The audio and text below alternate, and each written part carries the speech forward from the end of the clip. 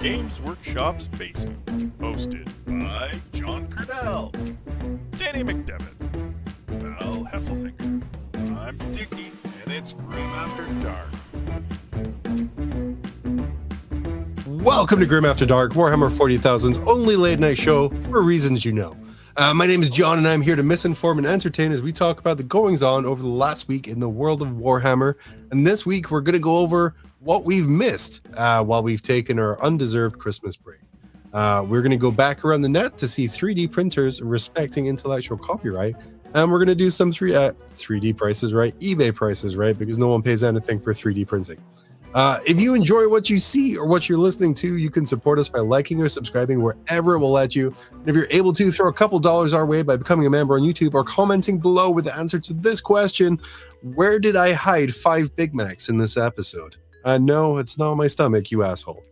Before we go on, let's meet the team who make it possible. First up, he's the co-host for the co-most. He's our competitive 40K champion, and all the way from Moscow, Idaho, is Danny McDevitt. Hey, I'm here. You are there. And then he's the man behind the curtain who he puts the couch in Canada. He is here without I was going to say a face mask, but a pretend face. It's superstar producer, tech priest Dickie. Oh, yeah. Hey! Dickie face reveal real. comments incoming, even though you've done it like a million times. Like 3 times. I'm Yeah. sorry. It's old I wish news. you'd get dressed up before you'd come on, honestly. Like, Yeah. Pew, pew, pew. That's a good t-shirt. Did very Mickey nerdy. Mouse? Did Mickey Mouse seize that from you when you tried to go to Disneyland wearing yeah, official did he merch? say you can't wear that? No. Were they? Do they actually do that? Do they actually like take away people's ability to wear certain clothes? Dickie, are you asking me if you go to Disney wearing a Star Wars shirt that wasn't made by Disney, if they would take your clothes away? And yeah, would. they'll How would they strip you know? in the streets? That's part of the user agreement that you have with them when you buy a ticket, actually. Yeah. Mm. Like, show me your underpants. I believe there's an unlicensed TIE fighter in your crotch. And you have to let them film it. You do. That's how they lost the copyright to Steamboat Mickey. Anyway, this week's comment of the week is brought to you by our friends at Frontline Gaming. They're open 24/7 over at frontlinegaming.org.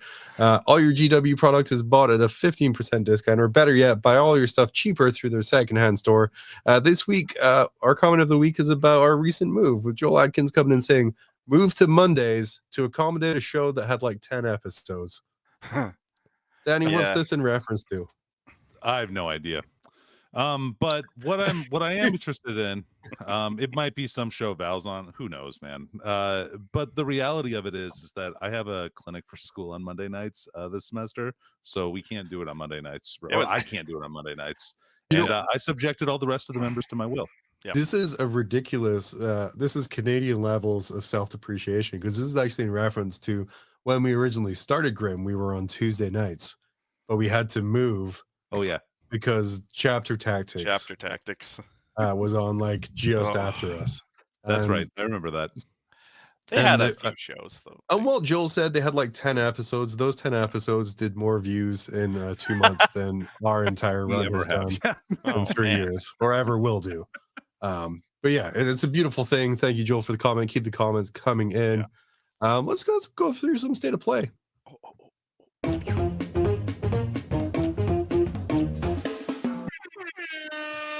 Some air horn added in there for a little extra spice. Welcome to State of Play. This is a segment where we catch up with what we've been up to in Warhammer in the last week. And this week, it's actually several weeks as we catch up after our undeserved and thoroughly enjoyed Christmas vacation. It was awesome. You guys have a good Christmas? Well, I guess that's the first State of Play. Good Christmas. Good. Yeah, good it was New fun. Year. I had a great Christmas. What about you, Dickie?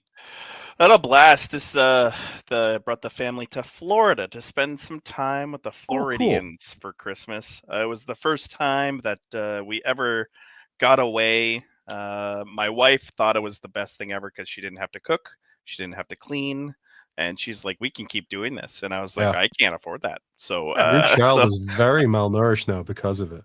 Yeah, exactly. Yeah, we didn't eat. We just went to Mickey Land, and that was the end of it. So yeah, nice. I just say Nurgle Matt in chat coming up saying we thought you moved to not overlap with Titans members night. which really does explain the viewership the first few weeks. We definitely have a lot of crossover. I think that's probably why we've been not getting as many visitors, is because they're stealing them from us, to be honest. Yeah, absolutely. They're the small fish. No, it's it's their fault that they're on their way down. Don't worry about it. We're about to release our own set of foldable terrain boards. Do you guys like paper terrain? Dude, I love it. Oh, dear. Because I know a selling feature of my terrain is it's not waterproof. Yeah, but yeah, I enjoy my terrain usually isn't, to be fair. Once you get mold in those things, John, and those walls, like, it's over. You can't use that terrain anymore. That's fair. Though I've seen some people's gaming rooms, and there's absolutely mold located in there. Not. I have a couple of call me out, bro. Yeah, I wasn't talking about your gaming room. Your gaming room was how it should be, cluttered yet clean. Was very cluttered. It's very cluttered. I, of course, as you can tell by the sound of my voice, passed out on New Year's very early because I had a fever all weekend. So I'm feeling awful, but sounding hoarse. Some might say attractive. My wife wouldn't, but that's okay. We're going to start. You look more human, John. It's true. It shows that I have a flaws. I know you haven't spotted them before, so it's really nice that I have them. It's hard to see. It is behind the brilliance of me. We're going to start off with the new store anniversary minis, which were announced just this week. We have this guy here first. He's a new Fireslayer character, and the notes here I have saying Fireslayer characters are the Primaris lieutenants of the Age of Sigmar range. Yeah, but unlike the Primaris lieutenants, these guys just don't get any play. Yeah. What do you think that key's for? A chastity belt. Oh. Ooh, that's why he's very proud. For him or for someone else? For someone else. He's like, I've come take my dwarf virginity. John, he makes you wrestle him for the key to his chastity belt. That's part of his kink. That is. I like it. Fire crotch indeed, Fireslayer. Yeah. But honestly, super good miniature. You understand. Yeah, I think a lot of the GW designers are coming from a place where I know from the Dwarven range back in the day, all of the Slayers were just gorgeously posed and sculpted. And I think that's kind of when people are like, do you want to do a special miniature? You're like, yeah, I'm going to do a Fire Slayer. And then we get these guys here who come in and look great. Yeah, they look really good. I think you make a cool Chaos Dwarf if you painted them different colors. Yeah. Yeah, like a gray skin. Yeah, and like not paint his beard orange, or just paint it black. It'd be like a party Votan. Yeah. That's he's just like, screw it. Put a gun in his hand, and he's like, "Yep, I'm just naked." Danny, you just gave me like old world ideas. That's how I do, dude. That's how I do. That's how I do. Also, 40K obviously got some love. It can't go too long without getting it. They got a new ethereal miniature, and I want to say it's really easy to modify his smoke container in his hand into a chicken nugget box. Yeah, because it's exactly the same shape as a McDonald's chicken nugget box. Yeah, I wasn't sure if this was meant to be like a female Tau or not. I'm not sure. I don't know what that would look like. Trying to cure you with crystals and smoke, so I'm assuming it's essential oils, John. That's a nebulizer in there. It's a lady Tau who's part of a pyramid scheme. We don't want to label her or it. Yeah, we don't want to label it. No. We're good. It's simple. First, you sign your cast up to get this stuff, and then you sell it to other casts. It's like a reverse funnel of the cast pyramid. Reverse cast funnel. Yeah, it's like cast butter. But yeah, and then she has a little PlayStation controller symbols in her blade, and everything is all cool. What are your guys' thoughts on these? I didn't notice that, but now I can't unsee it. So thank you for that. You're welcome. I did not see that at all. That's amazing. Oh man, I originally liked her, but now I'm like, I don't know. What are your thoughts on the use of Tau and Fire Slayers for the store anniversary miniatures? We are kind of getting out there. I think last time it was one of the Swamp Oryx from Age of Sigmar. I forgot what they're called. This kind of expansion past Space Marines and kind of Age of Sigmar is the Sigmarines. The last year's for 40K was Votan model. Yeah. Is this good that our anniversary models are kind of expanding past the typical characters? Yeah, any kind of expansion of visibility for other factions that aren't Space Marines, I think is a good move for GW. Yeah, 100% agree. Yeah, And more one, lieutenants. it is a beautiful model. Both of them are really good. And the nice thing is, in 2 years, they can release this as a special release for $45 a piece.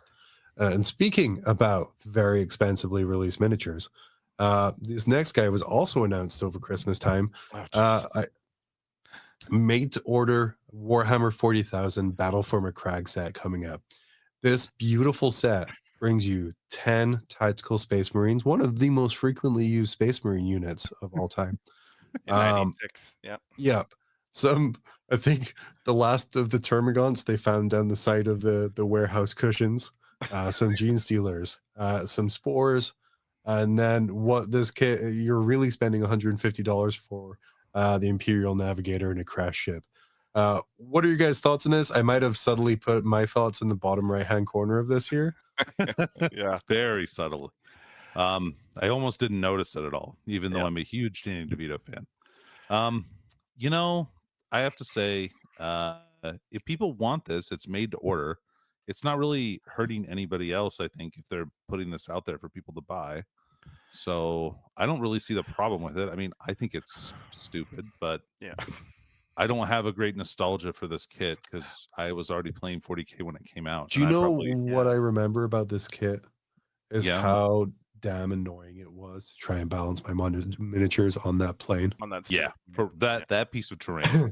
It is awful. Everyone gets real nostalgic for it. Everyone forgets how bad it is to actually fit models in or around it.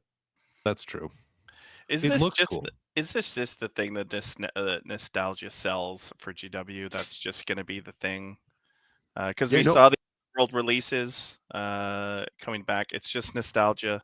It's like pay a whole bunch more money. I will say, I don't agree with that at all. I'm sorry. I think you're very wrong, Dickie. I'm going to keep going so you don't have time. I'm going to say, so I will say that it's a way cheaper to buy from GW than it is to buy from those eBay scalpers. So actually you're getting a deal through GW. That is my initial thought, but I don't know, man. Like I was really hoping to see some of the new kits. We only see one new kit in the new boxes.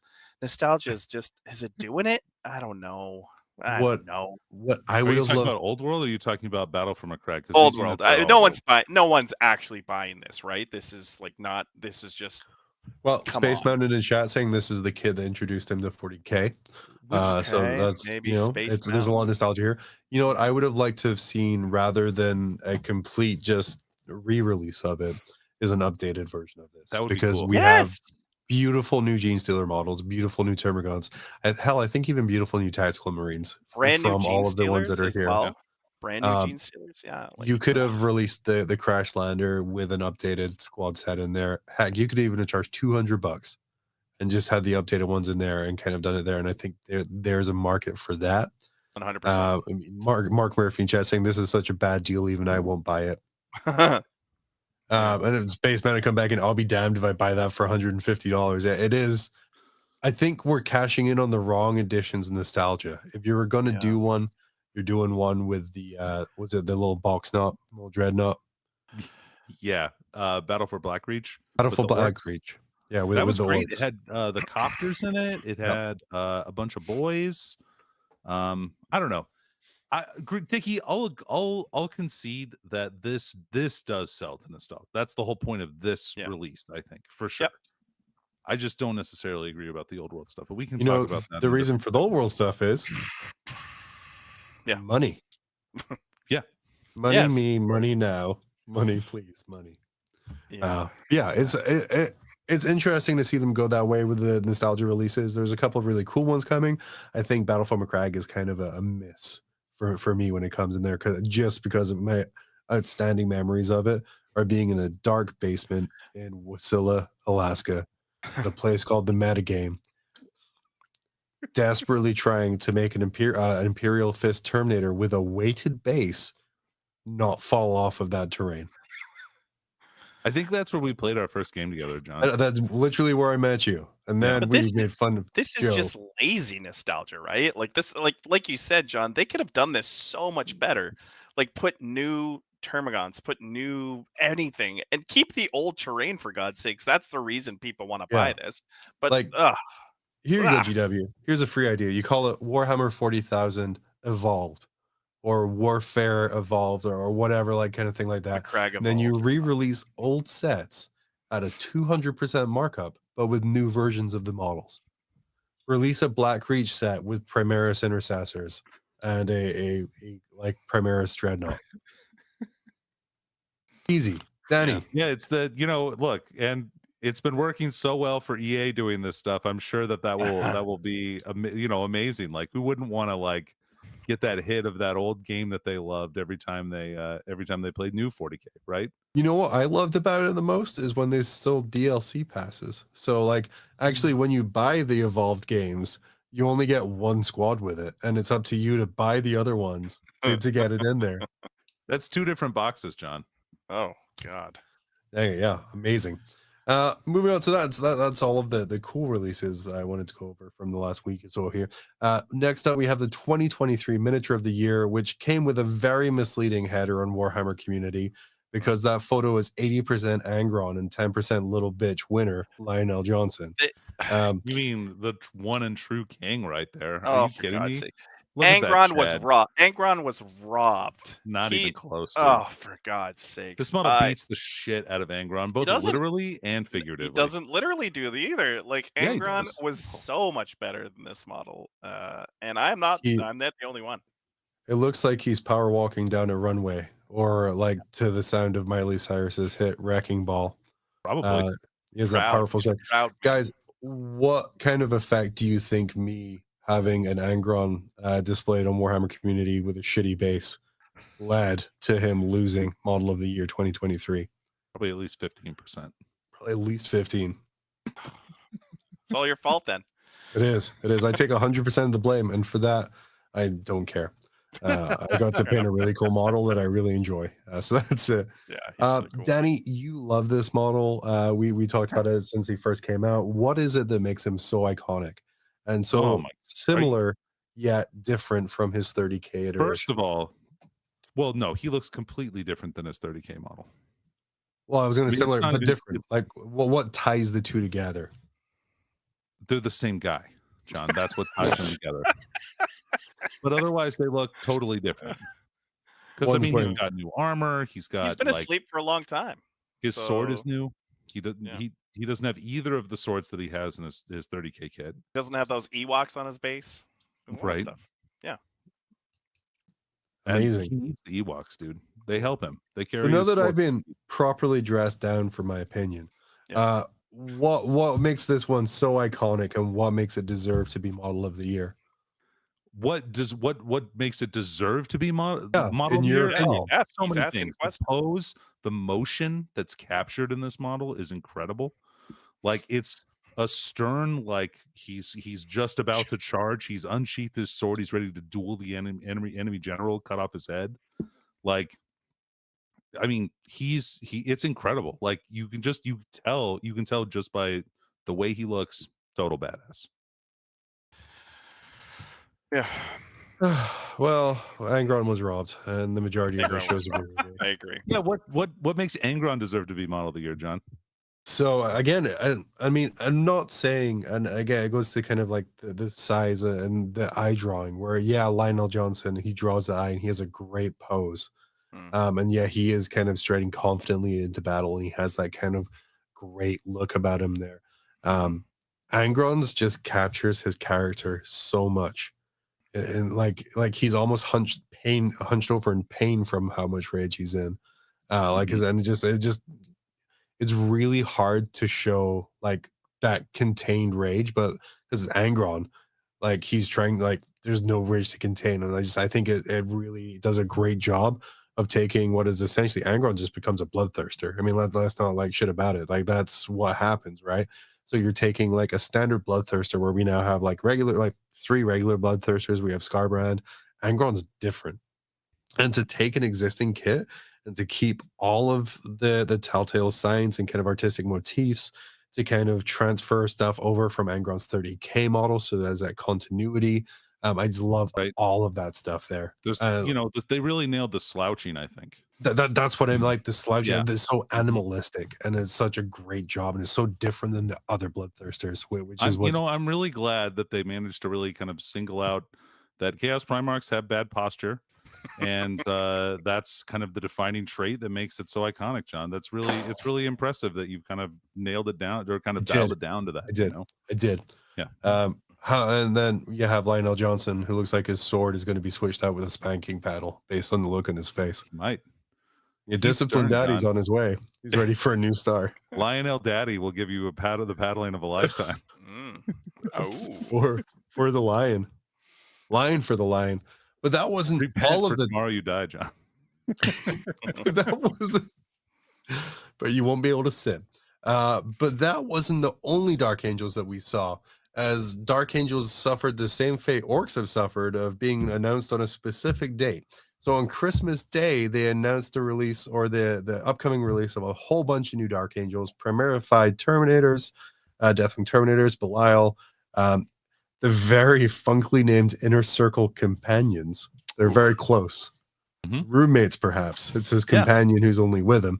But there's that, hear the angels sing, it's Angels Day. I'm like, oh no, this is Orktober, but much worse, because now the worst fan base in all of 40K, the Dark Angel player, will now expect not the worst fan base. Will now expect a release every Christmas Day. But yeah, starting off with Big Daddy Belial. Danny, I know you're a Dark Angels fanatic. Mm-hmm. I am. I love Dark Angels. All right, no, that was a gen. That wasn't even a burn or attempt to be shitty towards my friend. That was a genuine comment. What are your thoughts on Belial? I like that they made his bolter seem epic, and they're concentrating on that part of him. I don't like this head comparatively to the other head. The nose is huge.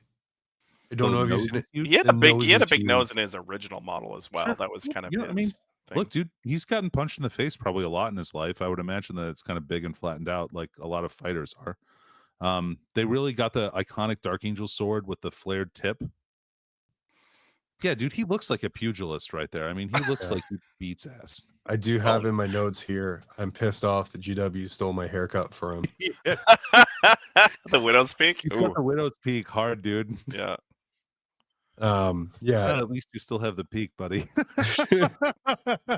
I made the comment to my wife the other day that I had a new metaphor for my hairline, and it's like my face is water and my hair is the shore. And over the years, my face is slowly eroded away with the coastal line that was my hair. As sea levels rise. That's so good. Oh, and that's why, I'm slowly growing an island right here. But yeah, this is like, you have, it looks like several head options.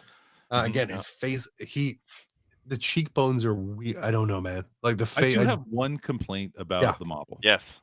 I would say only one, though. I think everything else is pretty great. Yeah. I don't like his chest. I think it's really plain.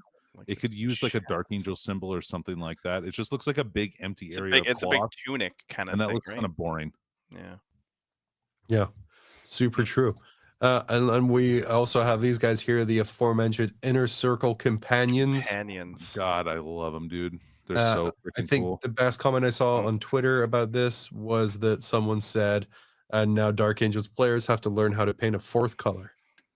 What's the other color? Red? So there's the purpley red on the burgundy on the cloaks. Look, John, Dark Angels are green. They're red. They're white. It's the perfect army to show off at Christmas time. Mm-hmm. What do you think these guys are, game-wise, Danny? I think they're like Sword Brethren, or maybe Blade Guard veterans without shields. They look like they might even have Iron Halos, so they might have an invulnerable save. I don't know. They're going to be good close combat troops. I think that's probably going to be the smoke makes them like -1 to hit or some baloney like that. Maybe. I can see. Yeah. I know I have a lot of Black Templars that have a lot of random ass smoke coming off them, and they don't have any benefits. Well, you're not Dark Angels. No, that's fair. There you go. Secret smoke. Good point. Got him. Maybe the Lion can join them, or maybe they can act as bodyguards for him. Since these are like the redeemed guys from the Son of the Forest, right? I believe so. Again, they're called Inner Circle Companions. Yeah. And They're whenever awesome, dude. I'm really excited to see these guys on the table and see the rules for sure. when I read that name for them, though, I was like, oh, look, that's Chris's roommate. Are they friends, mayhaps? Companions?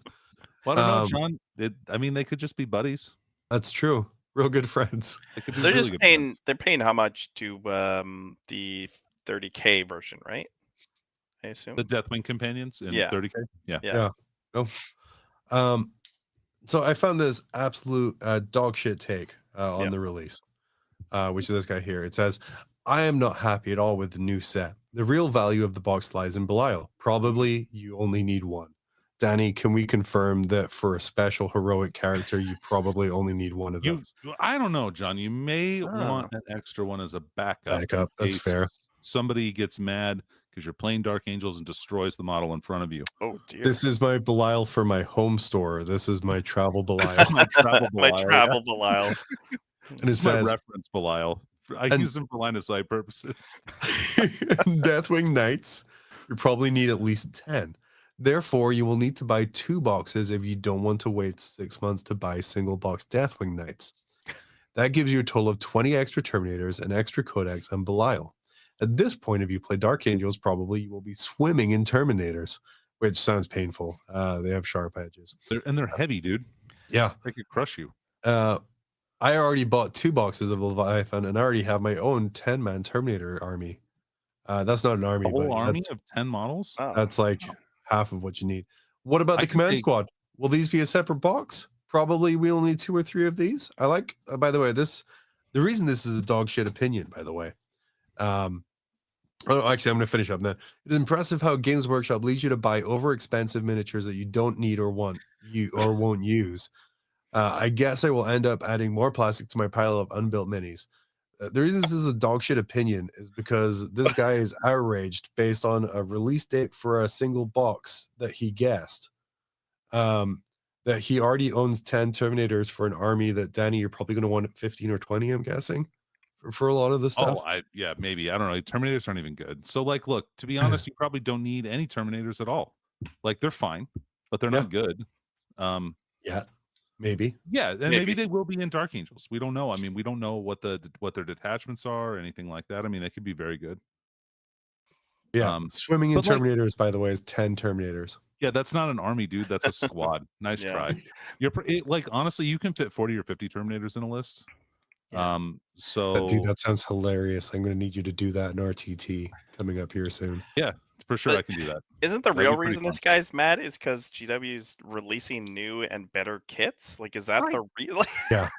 Also, I want to say, he's gonna buy them anyway. That's the thing. That at the end, he says he's just gonna buy them anyway. He's gonna buy them. He's just gonna freaking buy them. What I love about this is in the article, because people don't read the articles, they look at the picture. In the article, it states that Dark Angels upgrade set is coming, similar to what they've done with other Space Marine chapters. This upgrade set comes with a plasma cannon. It comes with other Dark Angels iconography. Mm-hmm.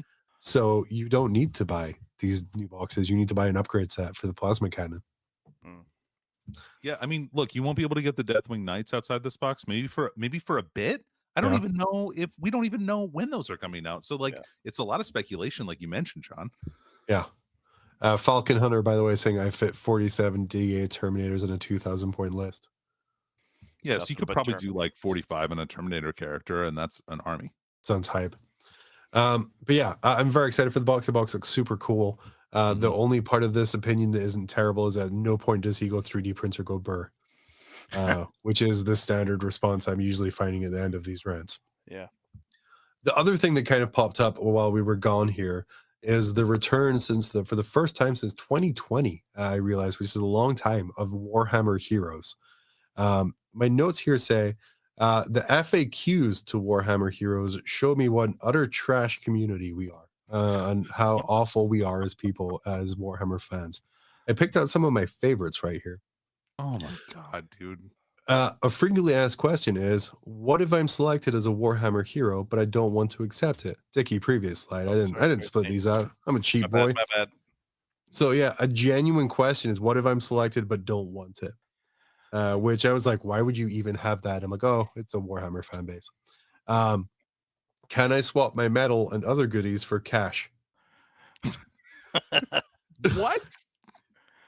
That is disgusting, John. I think that's the worst one of all these by like a mile. They said, why would you want to do that? And no, you can't. These medals are super special and a unique way of us recognizing your awesome contributions to the Warhammer hobby community. I feel like these people aren't that awesome. That's what they're trying to do. My other favorite one, what if I don't know the full name of my nominee? What does that matter?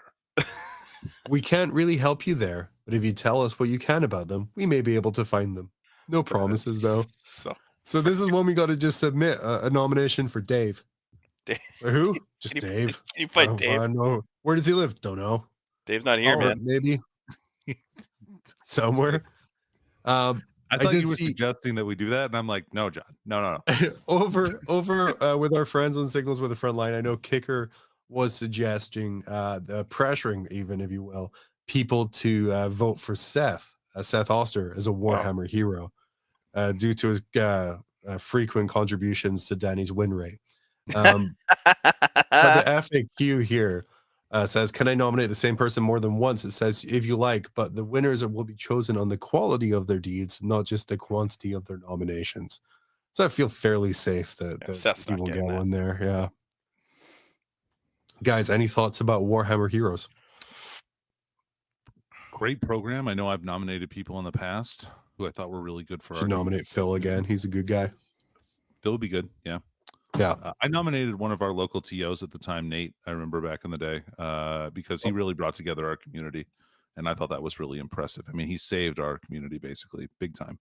Nice. So it's just there's all kinds of great people all around the U.S. though that really help the hobby and like help support it. And I think this is a great way to show recognition of that aspect because there's no other way really that you would know about what these people are doing and really helping all of us to keep kind of the level of this game popular and make it more as universal as it really is.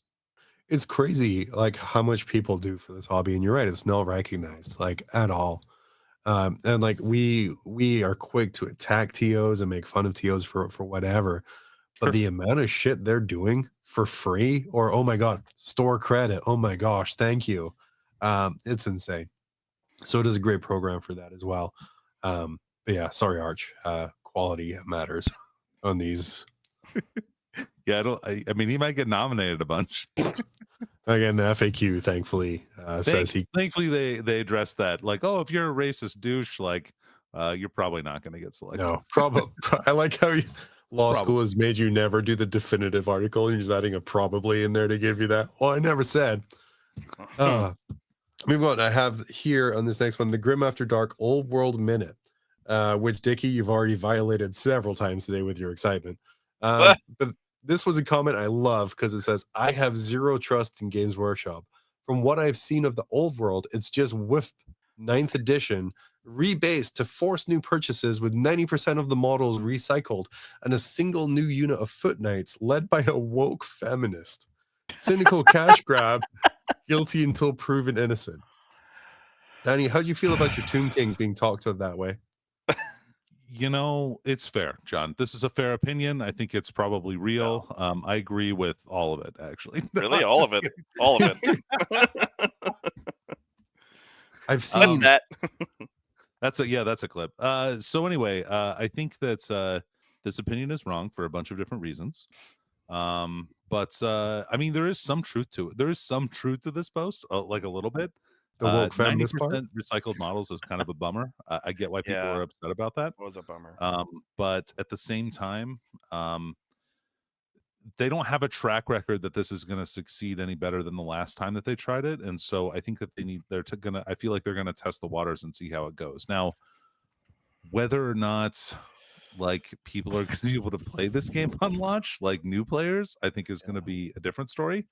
And I think that there's going to be a lot of people using third-party models or 3D prints to play this game. Yeah. So we'll see. I hope it works out because I love this game with all my heart. And I would like it to be played more. I will say, like, I've made a lot of jokes, Danny, over our years and years of recording together. The only time I genuinely make you upset is when I make fun of Old World too much. Or Hammer Fantasy too much. Where I'm like, oh yeah. So yeah, it's a genuine. I think what people have to realize is Games Workshop's capacity. Right now, you have Warhammer 40,000 breaking all sales records. Everything flying out the door, can't keep everything in stock. You have Age of Sigmar doing amazing with sales. Can't get it. You have the Underworlds, which are doing really good. Heck, you have all the specialist games. Now you have Horus Heresy that's doing really well. You have Titanicus or Imperialis is really doing fantastic now.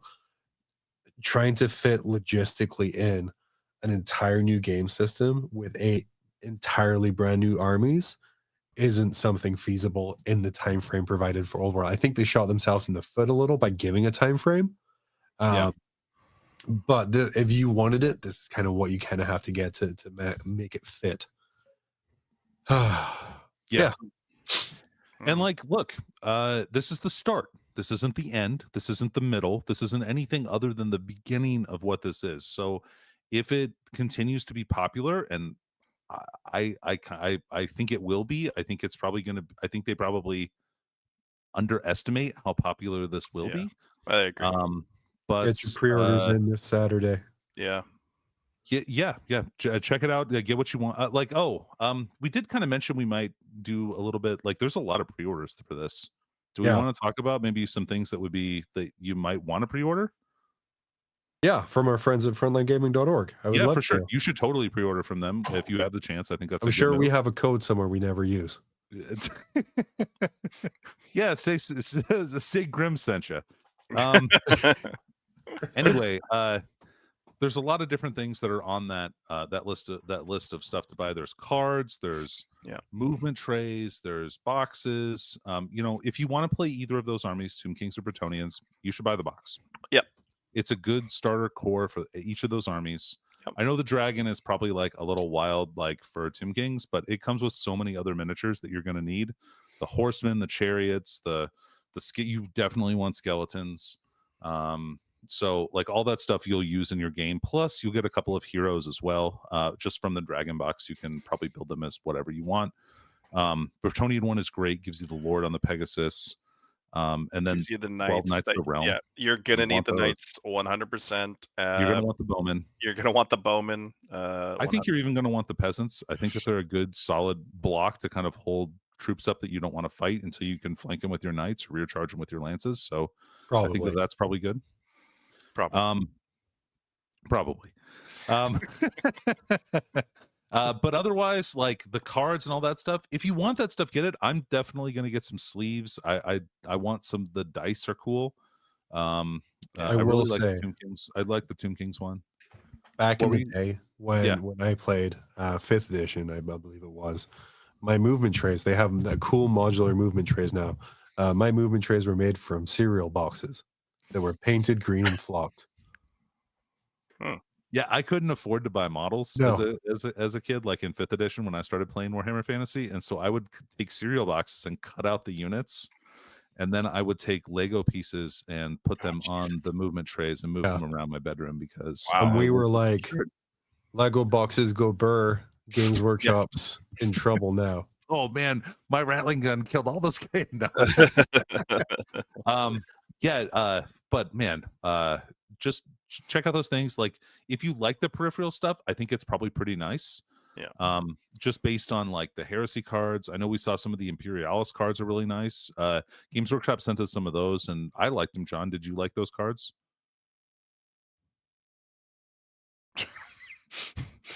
John's gone apparently. Did we lose John? Yeah. John froze. Huh. Who needs a host? Yeah, whatever. Anyway, so I think that stuff's nice. Check that out. I definitely want some sleeves so I can keep the cards nice. Yeah. I think they said the cards have like magic items and spells on them and stuff too. And you're going to want the markers to place down to show that like stuff has gone off or like mark your units. I think it's really good for that. Mm-hmm. What a load of useful stuff. If you're going to play Tomb Kings or Bretonnians, I mean, if you want any of the other models that are going to get released, I would order those because I think they're probably going to go out of stock pretty quick. especially the resin models. Those knights on foot are so gorgeous. They're so cool, dude. So good. Yeah. So if you want the new stuff, I would say 100% get the new stuff because they're gorgeous. Yeah, the old stuff is a little hard. Beautiful. Obviously, the best unit in Bretonia is Grail Knights. They've already shown us the stats for those guys. I mean, those stats are absolutely wild. So we can only assume that they're probably one of the. I mean, they were the best unit before, so I would assume they're probably the best unit in Bretonia after. Like as far as hitting power goes. Yeah. I think the best unit, as always, is a new unit of Foot Knights, led by a woke feminist. Woke feminist. Because Isn't she isn't the female one a standard bearer like in the one that they previewed? yeah, but you follow the banner, so they're leading them by a woke feminist, and she has progressive social views, which makes her the best unit. True. There's even there's a reason for it. Like Rapunzel was a feminine knight. Joan of Arc is a historical figure that relates directly to Bretonia. Come on, so your opinion sucks, John. All right. Hey, Danny, did you ever meet Joan of Arc? Can you prove she exists? That's what I thought. And I shouldn't assume her gender, John. That's true. And on that classic note, we're gonna go and jump. I'm sure next week's episode titled "New Year, Old World" will shed more light onto this. But right now, it's time to go around the net.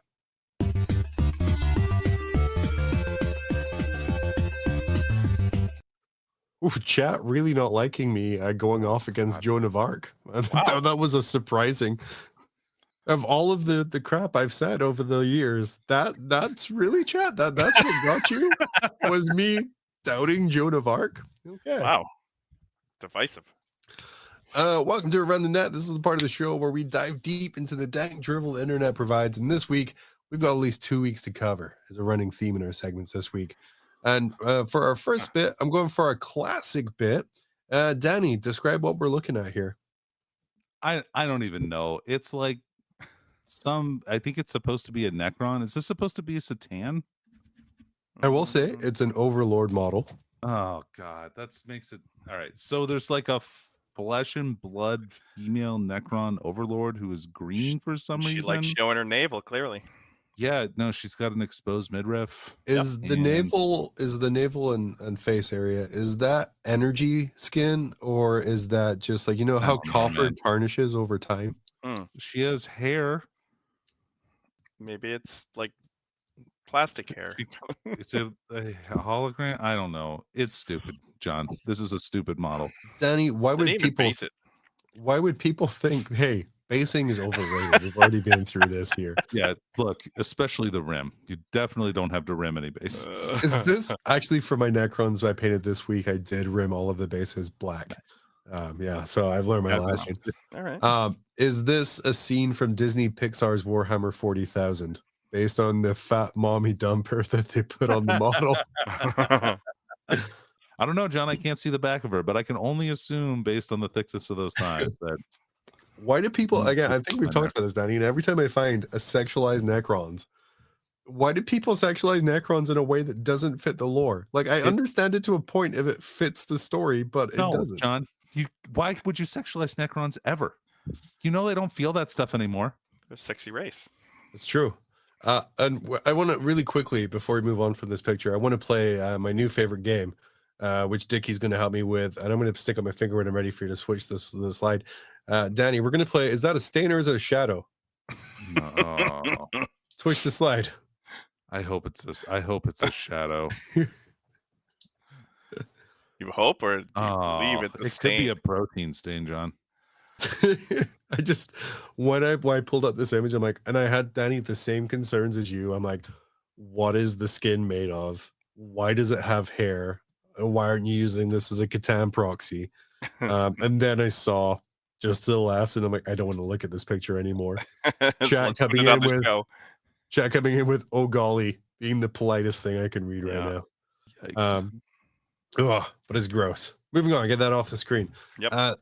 In the time we were gone, GW signed an official agreement with Amazon, so now we only have 5 years worth of this shit for content.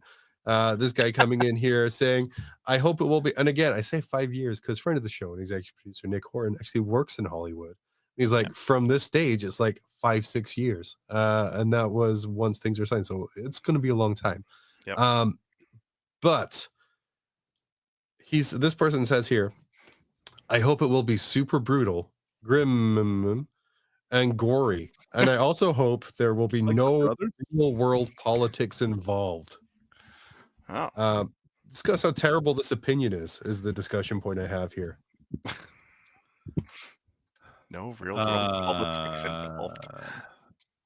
I mean, yeah, sure. All that stuff is fine. I just want them to be like Marnus Calgar. Our father has awoken. He's like, our father's awoken, but we have to stop Trump from taking the White House in 2024. Like, what are you talking about with like real world politics? I mean, obviously the implication here, because of the implication, is that there's like, the woke kind of movement stuff that they feel like is infiltrating 40K. Are you going to tell me the modern culture pretty much a race of people who are majority robotic will have like no gender? That's woke. That is absolutely, John. And they're all pro-abortion, John. My thing here, I put some notes down here, just kind of spitballing ideas. They said, I want it to be super brutal, grim, and gory. I want to put down the movie Deadpool was a huge risk as an R-rated movie because it was an unknown superhero franchise. R-rated movies typically don't make a whole bunch of money. And the entire movie had a budget of $58 million, which was so low, they had to rewrite the entire final battle sequence while shooting because they could no longer afford to film it as they did it. You know that part in the movie where the guy says, I left all my guns in the cab and the cab drives off? They only did that because they ran out of money. Which honestly makes it far better. And then I was looking, I was like, you know what? That's not a fair comparison. So, like, because it's a movie, it's compared to what I'm assuming is going to be an episodic TV show. So I kind of looked, and the nearest thing I could sort of find was The Boys, which is like another Amazon series. That had a budget of $11.2 million per episode, which, just to put into comparison, WandaVision had $25 million an episode. Wow. Frasier had $7.9 million an episode. So we're going to expect a TV series somewhere in between Frasier and WandaVision in visual quality. Okay. Yeah, maybe. Well, okay, so you're saying that you think that The Boys is the same level of franchise as 40K? You feel like those are comparable? I think for spend on return for Amazon, I think Amazon feels that if they spend about they would have to spend about that much in order to make something. Like, I feel with an 11 million an episode budget, they could get a good, like, you could do Eisenhorn in a 8-episode series for about 11 mil an episode, I would say, because there's a lot of internal locations. You don't have a lot of space marines. I think there's like one space marine. You don't think Henry could pump that up a bit? The problem is 11. Yeah. Well, what was Lord of the Rings per episode? Well, like bonkers down. Whoa. It was the most expensive show ever, I think, right? And it did so well. It did not do well. So that's the problem. The problem is you also have Lord of the Rings, the Rings of Power, which didn't do great. One of the most expensive shows. And one of the things that ruined it, because it was an enjoyable show. You know what made it give it terrible reviews and bad publicity? Was possibly a fanatical and established fan base. Yeah, which we are. Maybe $1 billion was Rings of Power. That's a lot of cheddar. Which is ridiculous. The budget for the entire trilogy of original movies was $281 million. So, like I said, I think like I think Boys is a fair level, because especially because you can't go straight in and just do Space Marine or Horus Heresy or something. You kind of almost have to introduce, especially they're talking about like a cinematic universe. What would be the smart first kind of steps in order to get the wider audience to start watching, though? It's a meme at this point, but Eisenhorn. Like, that's like the perfect intro story to 40K because it starts small, where you have like Beckwith, Eisenhorn, and people kind of together, and then it expands and expands and expands and expands. So it starts in small and then gets much bigger, and it kind of invokes all of the classic 40K tropes of chaos, of space marines, of the warp. All of this stuff kind of gets slowly introduced. It's probably way cheaper to produce too than like something like Gaunt's Ghost would be, which would be another good introduction, I would say. Like any of Dan Abnett's series would be good. It's just that's going to be a far grander scale. Yeah. So there's got to have to be bigger. It's going to have to be way more expensive to do that, because In that's my mind, basically warfare. in my mind's eye, I was kind of thinking of the Obi-Wan kind of Disney show that they did I last think year. you mean magical experience. An appropriate cap to Ewan McGregor's time as Obi-Wan Kenobi. Yeah, that one. That's And also what a damning indication of the Sons of Tatooine if that did that to him in 10 years. Jeez, he got Rough, dude. rough, yeah. tough, yeah. But that's kind of what I was thinking. I was like, if they could do something like this, I think it would sell. Yeah, But I just don't have know to- the price. You just have to play kind of safe because, like, Rings of Power showed that a fanatical fan base will literally ruin all your search algorithms. Well, but that is Star Wars as well. So yeah. Yeah, true. Yep. Moving on from this, I'm sure we can talk about this more in 8 years when it actually years, releases. I'm sure the show will keep going. Yeah. Every little nugget of knowledge that comes out about this, and people will rage about it and not realize that by the time it releases, Henry Cavill will be like 67. But I wanted to share this here. Joy Toy advertised this. Yes, it's real. Yes, it will be expensive. The Joy Toy, it's going to be 52 centimeters high. Centimeters. Amazing. That's some girth, John. Dickie, if you go down to the next slide, because Danny, we're in America. Yeah. We're in America, Danny. So Dickie, you got it right away. But I was going to say this tastefully hidden sex toy is 75% the size of the Joy Toy Imperial Knight. This covered fist is 16 inches. The Joy Toy Imperial Knight will be 22 inches tall. 22. I don't know if you want to go to the next slide, Dickie, here. This is an artist rendition of what I think the Joy Toy will look like. Okay. All right. I'm down. That looks pretty cool. That looks pretty cool. That's just an Imperial Knight picture I found on the internet. That was the joke. John, that barrel looks like it might be an issue, though. I think there might be that might be too long of an accessory for something like that. I think it's going to break off if people are, want to display it. It's going to take up too much space, size wise. You need to kind of narrow your scope, I think, and really make it streamlined. It's really hard to fit all of it in. Oh yeah, absolutely. I think that's a constant struggle with Joy Toys, John. Oh, I see what you're doing. Yeah, absolutely. But yeah, Danny, you looked on the Joy Toy site before we went on air today, and you were surprised. I opened a private browser and I was browsing Joy. I'm always surprised at how expensive stuff is from Joy Toy, right? Yeah. Born is like 120 US. Yeah, Lionel Johnson is $150.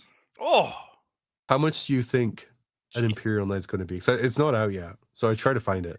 I'm gonna guess like $400, $600, or $500. Yeah, because they're releasing a Dread Knight figure, and it's $350 without a dude in it. Wait, you don't get the guy in there? No, you can buy the guy, but it's an extra $50. Oh, Jesus. And for a fact they're going to make a pilot be able to fit in the top hatch. Yeah. An extra $50 for the pilot? That's so brutal. It's a premium hobby, Dickie. It's not for the poors.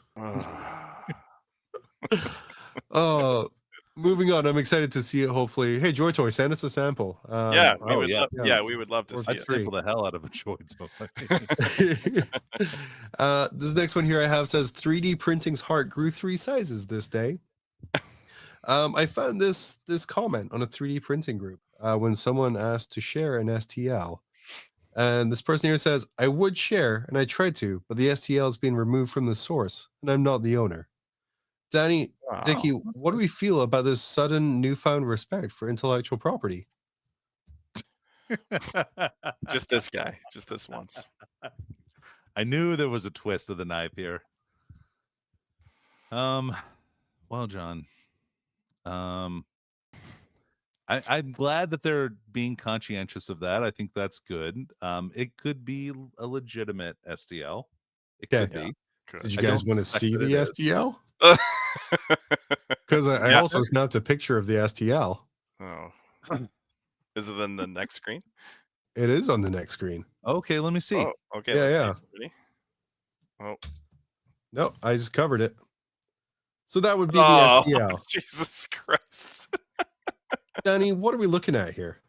This is the Necron Lord with the translocation shroud, John. I think you find it's Robot King with teleport stab. No, this is entirely just a scan of a brand new Games Workshop model. What do you think about is it the Pirates Code, that it's cool to steal one thing but not like stealing someone else's stolen things? You know, like the honor of thieves kind of a thing. Yeah, maybe it's like that. That's a beautiful thing. Yeah. I loved it. That's all I want to say. It was fun times. It was good to go. And then it got taken down very quickly. I wonder why. It might be because it is an exact copy of a brand new model. I'm looking at the model right now. I literally held my model up to it there. Yeah, it's pretty damning. That's it. Hey, let's do a real quick eBay Price is Right, and then get out of here. All right.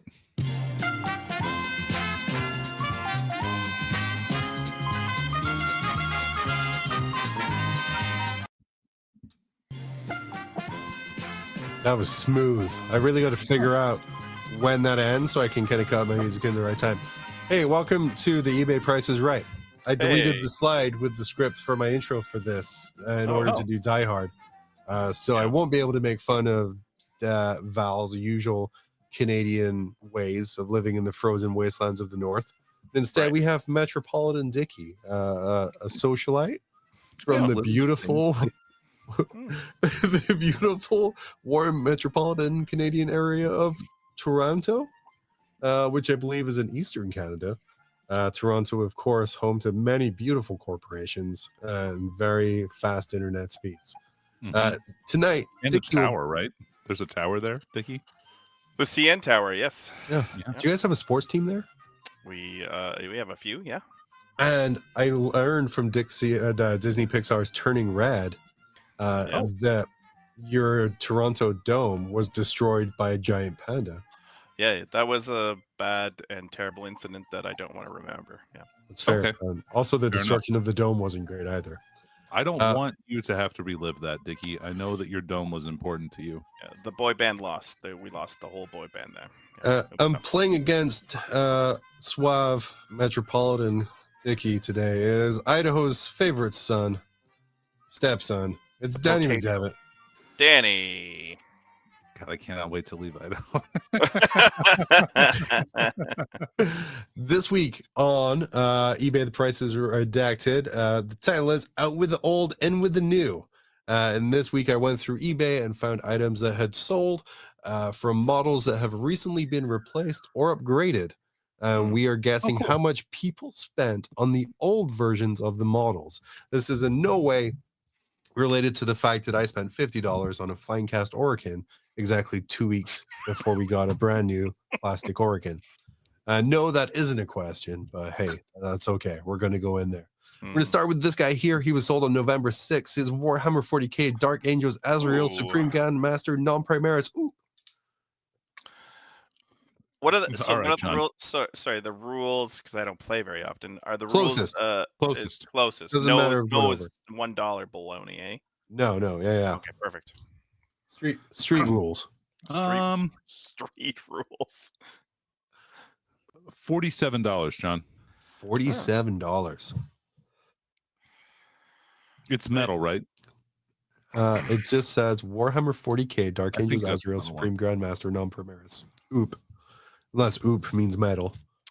I'm going to go $36.16. I think oop means out of Primaris juice. You said $36? And 16 cents, yeah. And Danny said 47. The actual price was a surprise. $25. Wow. Hey! I'm surprised. Okay, That was a cool. good deal. One singular bid. The $3 shipping. banner is a really nice banner, actually. Still, I The think. banner is almost worth the price alone. Yeah, I bought one just for the banner. Oh. Speaking of terrible purchases made by me, and this is someone else, Necrons Orkin the Diviner, new and fine cast. This guy was sold December 11th, 2023. By John Quennell. I guess I won, so I have to go, right? Yeah. $20. $20.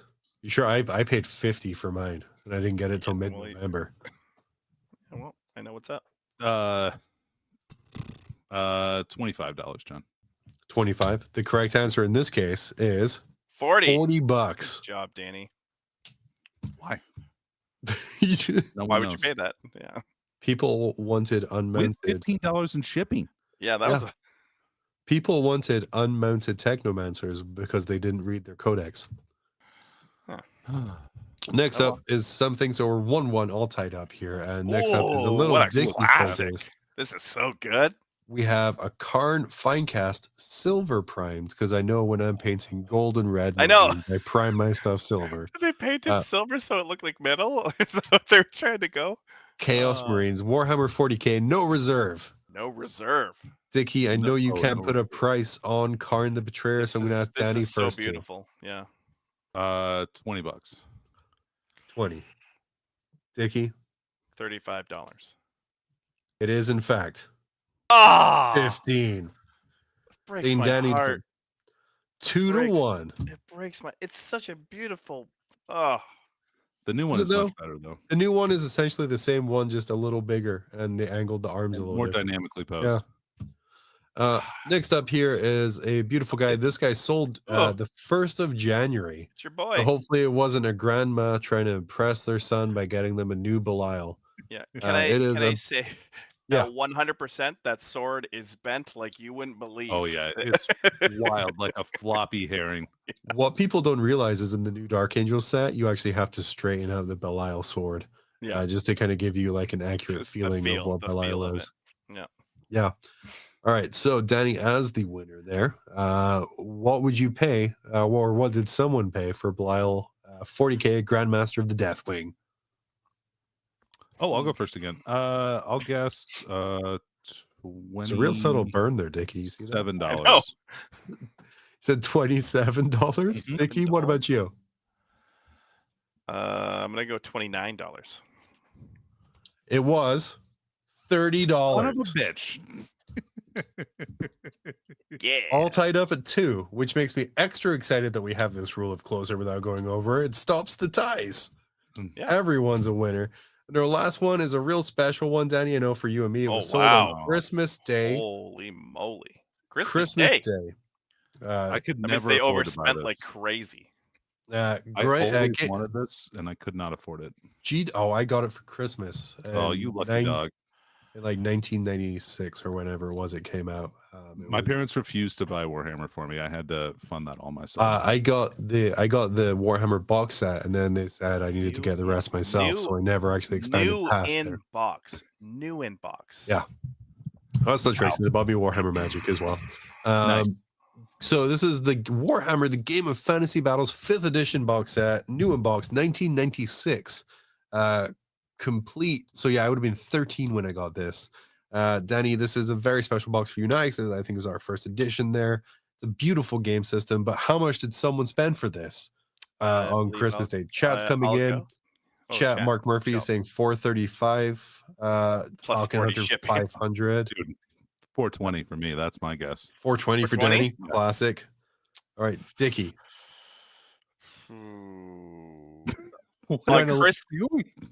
We went a little out of order, but the 420 gases. Yeah, it's good. He's trying to give himself Belial nose. Trying to help my learning out here. Dickie only works through pain. Power from pain. Yeah, it's only someone mocking me or physical pain. Okay, so 420. Okay, so my guess, and the reason I'm guessing this is because they sold it on December 25th. That means someone wildly overpaid for this product. Or someone got very drunk and nostalgic on Christmas. Yeah. I'm gonna say $500. The correct answer was Wow, that's actually a good price. $231. Really That's a good price. bargain. What they don't understand is nib means not in box, so it's just the box that you're buying. Nothing in box.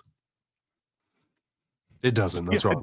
Nothing in box. It's just the box. That's what it stands for. You should have asked to read the full description. Wow. That's right. But yeah, I'm not surprised that went because that's a fantastic one bid. One Yes! bid. That's crazy. Like 230. Do they bucks is not a good realize price. all of the models in the box are pretty much the models you're getting in the new set? No, the knights are They're different. one edition behind, Yeah. but they're still, some of them are cool. Yeah. Well, that's another edition of The Price is Right. I've deleted the Wow. outro script for it as well. So thank you for our contestants for coming Wow. along. I don't know how things work unless I write them down in advance. Our winner again is Danny. Dickie, thank you for coming on. In the absence in the way I didn't tell you were coming on, I just threw it at you mid-show.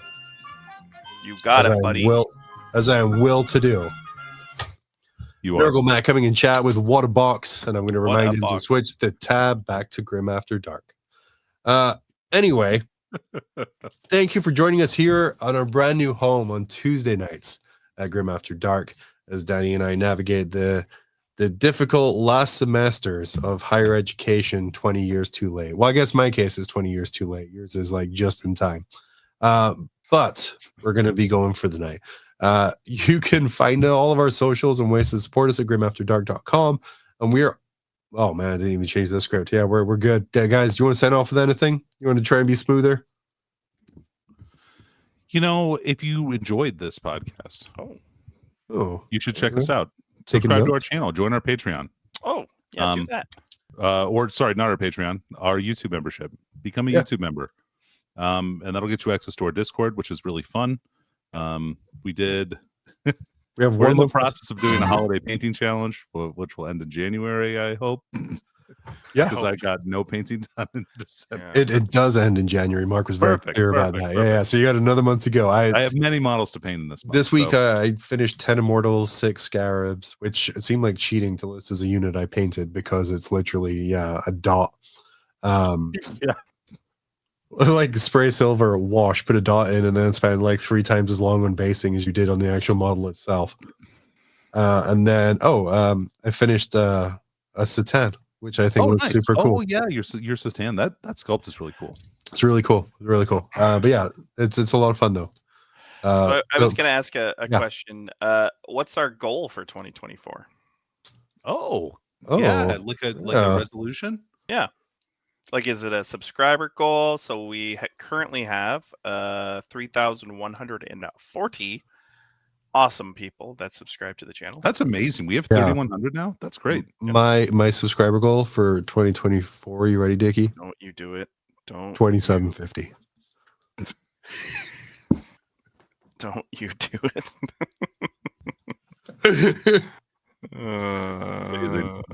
Thanks, man. Amazing.